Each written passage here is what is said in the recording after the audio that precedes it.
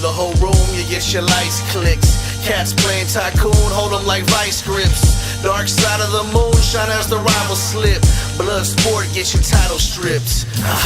Bolo Yeung, the whole room, and get your lights clicked. Cats playing tycoon, hold them like vice grips. Dark side of the moon, shine as the rival slip.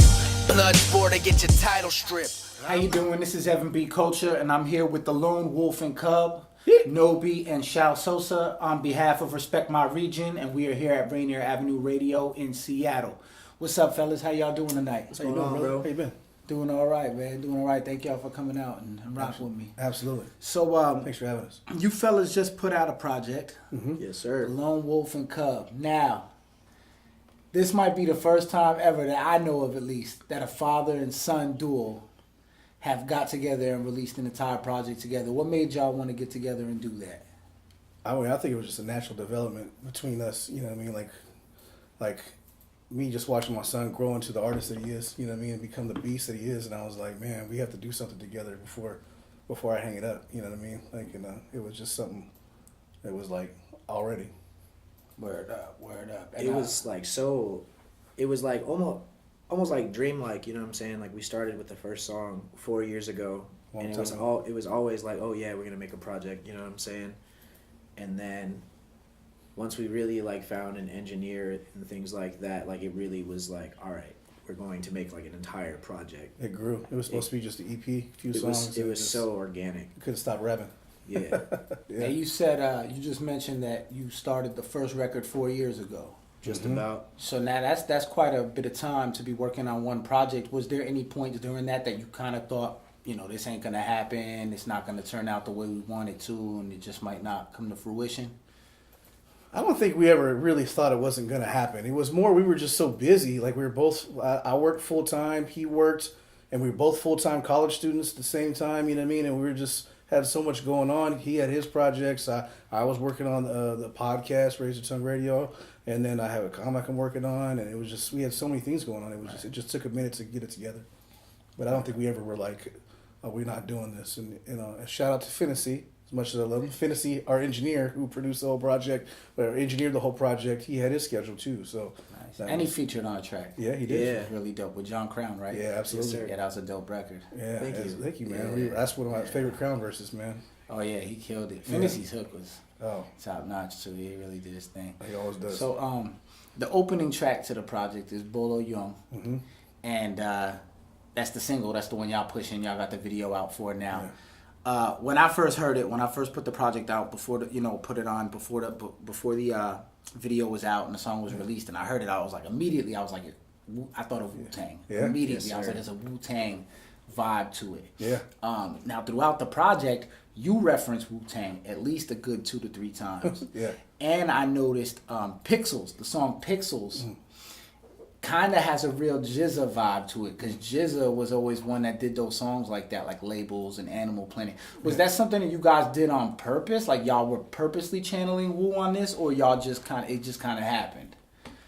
I think before we even like started recording the album, we sat down with Finnessy, and he was like, I need like a playlist of music to like kind of get in your vibe, and there was a lot of Wu-Tang on there. A lot of Wu-Tang, right?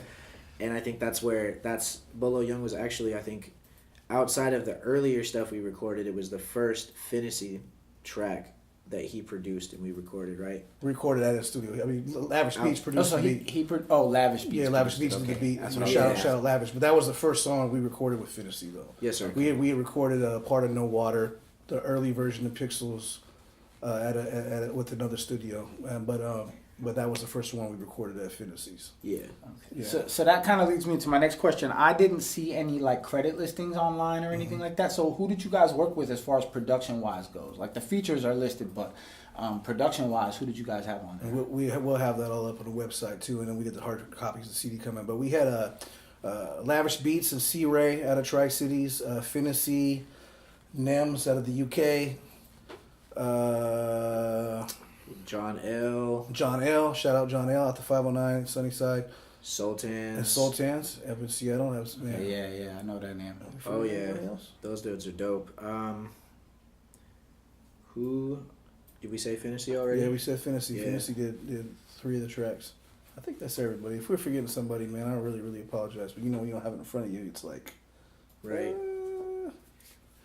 That's Yeah. what's up. So now, the track Blue and the track Under are back to back on the project. yeah, They kind of take they kind of go left, and they really get you like thinking about, you know, race relations and things that are going on in the country right now. yeah.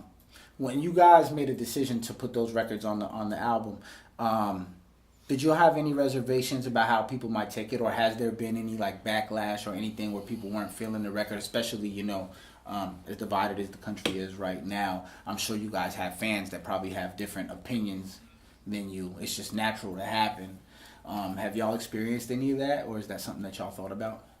I definitely this probably hit me. I'm not sure, but we're both, you know, we're both from Tri-City, Eastern Washington, which is if you guys don't know Washington State, it's the red side of the state.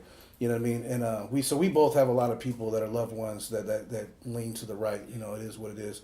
But also I work in the trucking industry. I'm a shipping manager in the trucking industry, which is also a very, very conservative industry. And I definitely was like, I mean, you know, people know I rap. You know what I mean? And but I was definitely like, not necessarily reservations, because these things needed to be talked about. You know what I mean? Like the issues that we talk about in the second half of the record, there are things that we wanted to talk about. They're important. You know what I mean? So it's not necessarily I was like, I don't want to do this, but it was like definitely cognizant of, man, there might be some repercussions for this, you know, and job wise. You know what I mean? I'm in management and work for a very conservative company, but you know, it is what it is, man. It needs to be said. And it was really important for us to, you know, to have fun in the first half of the record and kind of get out there and do our, you know, old school braggadocio shit talking, and but to talk about important stuff on the second half, you know what I mean, and things what it's like for Marquise, you know, for Nobi to be black in 2018, you know what I mean, and growing up, and how it is for him, and how it is for, you know, a father to see what's going on in the world, and the things that are just crazy, and the things that we never could have seen coming, all the progress, you know, we thought we had made, and just to rewind 50, 200 years in one shot, like we wanted to talk about that. I feel like we could have talked about that for another 2 albums. You know what I mean? Yeah. It's a huge thing to unpack. You know what I'm saying? Like, I feel like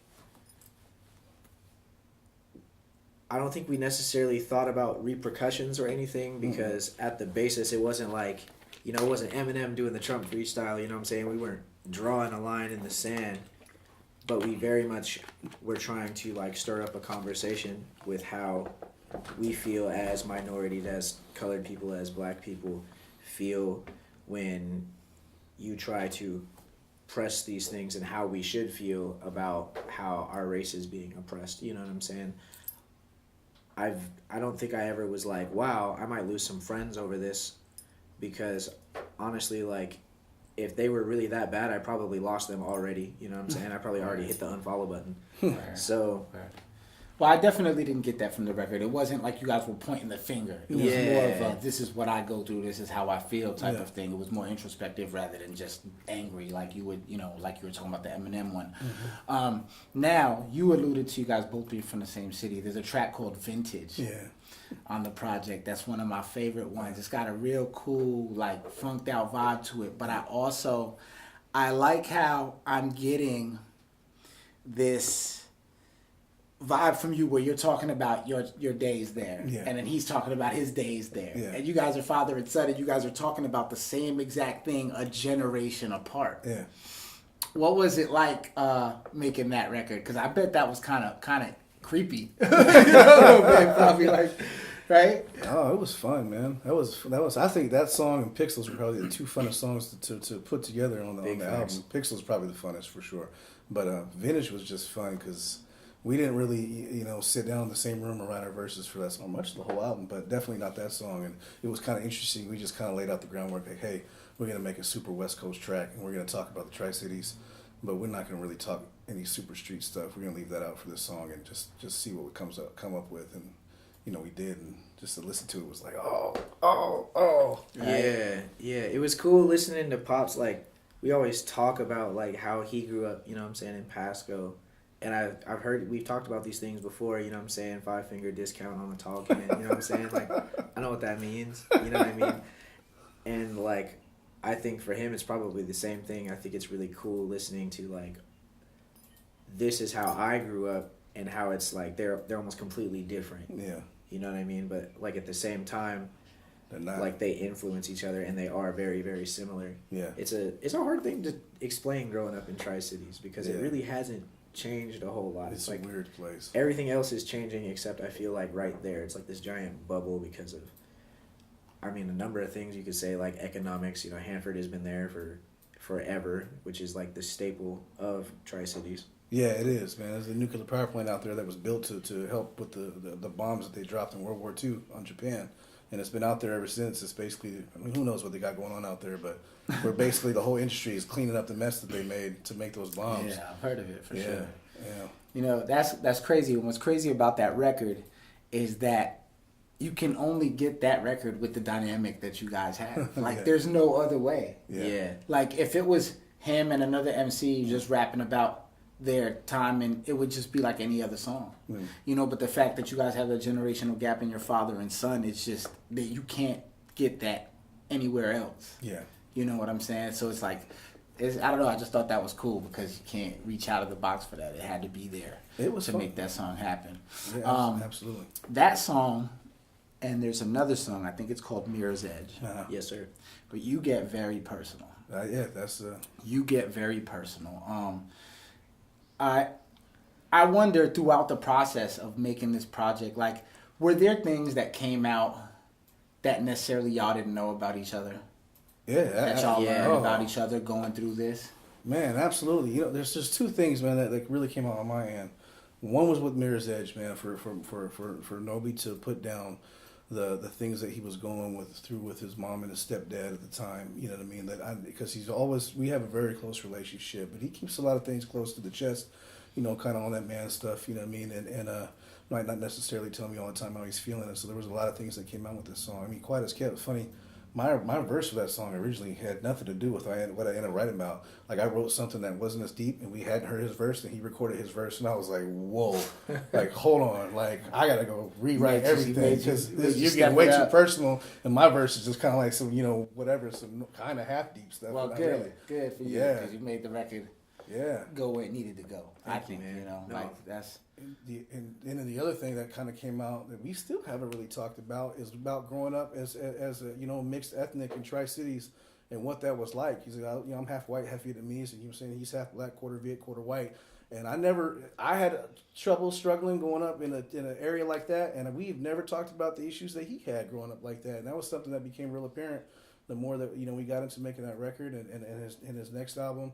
So there was definitely things that we learned about each other. I learned a lot from that song. You know, I feel like when you rap 200 bars, like some grown man stuff. Yeah, that's the longest verse I ever bound to did. pick up on something. You know what I'm saying? They were like reading the Psalms. Yeah, yeah. There's a whole lot of gems in that song, and I think really what I took away from it was throughout that song I feel like Pops raps about feeling guilty about how we are with like my sister's relationship, his daughter, my half sister, and you know, not being there and addressing like like pitfalls as a dad. And I think that was something that was like really, really cool, you know, like instead of like sitting me down and being like, yo, I'm sorry, you know, it was more like I wrote this song about it, and I really took that as like a full circle kind of deal, you know what I mean? It was, I guess, super, I don't know if cathartic is the word or therapeutic for me to listen to that, because it really showed me how much he did like feel like bad about that for not being there all the way in the early times as a dad, and how much he's come since then. It was super clarifying for me, and I appreciate that song on like a number of different levels. Everything about that song, from like getting my college homie who was super, super good at the sax. Shout out to Marcel. Yeah, shout out Marcel. A prodigy, and we could not have made that song without him. And the flute too. To how Finnessy laid the beat down, to how we remapped the entire song, you know, after I wrote my verse. Like everything about that was, and really the whole album was organic. and that song definitely felt the most organic. Like I said, Pops has easily probably 200 bars in there, and it doesn't. I told you when I first heard the album that was my favorite. Yeah, that was my favorite record on there. Just because that's from an artist perspective, when I heard it, I was like, that's when they dug deep for it right there. That's, you can't just throw that one at the wall. No, man. That song, I could have kept they almost cut it down. I had to. It was like I got to end it. But there might. I don't want to say a part 2 to that song, but there's still some other things I want to talk about. But it definitely opened up some things that've been on my mind for a minute, and I'm glad that we put it out there. I hope that some dads, or even moms can hear that song that might not be in the best place in your kid's life, man, and hear that, and maybe be inspired, like, I screwed up, but I can make this right, because that's how it was. I mean, with both him and his sister. Yeah, man. I don't want to say it's never too late. You need to start right now. Damn it. There's no reason for that. Just do it right now. It's gonna be hard at first, but then it'll be better. It'll be the greatest thing in your life if you're listening right now. So now the album's out. Mm-hmm. It's everywhere for everyone to take a listen and check it out. Put us on your playlist on Spotify, please. What's next? Because he kind of alluded to you working on an album. Yeah. Yes, sir. Oh, so man. what's that? Yes, what's sir. that? What's going on? What's that called? Oh man, I can't tell you what it's called yet. Do you know what it's called? Do I know what it's called? Yeah. Oh yeah, I know what it's called. He's got to tell you. I don't know what it's called. He doesn't even know. We were supposed to listen to it today. We ran out of time. We ran into transport problems, things like that. We didn't want to feel rushed when he. So the album's done? It's almost done. It's so close. Nice. We have like an intro and one more song to complete, and then we're done. Nice. What's so cool about his project, man? Like, you remember how like Outkast, like their first album. I don't want to say the Lone Wolf Kub album is his first album, because his first album will be his first album. But Lone Wolf Kub is like, in this lane, and then his album is in like a completely different lane. But so dope what I've heard so far. I ain't even heard that much. It's on the raps, but it's just completely different, and I'm just so excited to hear it. So when's that coming? When's it coming? We don't know yet. We don't know yet. We do have like a whole marketing campaign. You can tell us anything. You can give us any info. I can tell you a few things. There's gonna be singles beforehand that don't go on the project. It's gonna be kind of like a prequel. Yeah. And then that will lead to the full release of the project. And there's some really, really cool marketing things we're gonna do with it. It's gonna be way different. Shout out to digital too. I said, you're gonna tell me something. He said, we're gonna put out music and do some cool things. That's what he said to me. We're gonna put out music. He got a future in politics. You know what I'm saying? He was. I guess like with that being danced said, around that one like. we can also talk about. Anything else y'all want to tell the people checking us out, man, right now? Just please, man, check out the album. Tell everybody if you like the album, man, share it. Get us on Spotify and your playlist. That's the quickest way for us to get on other playlists. YouTube, iTunes, Google Play, whatever you like to use. You know what I mean?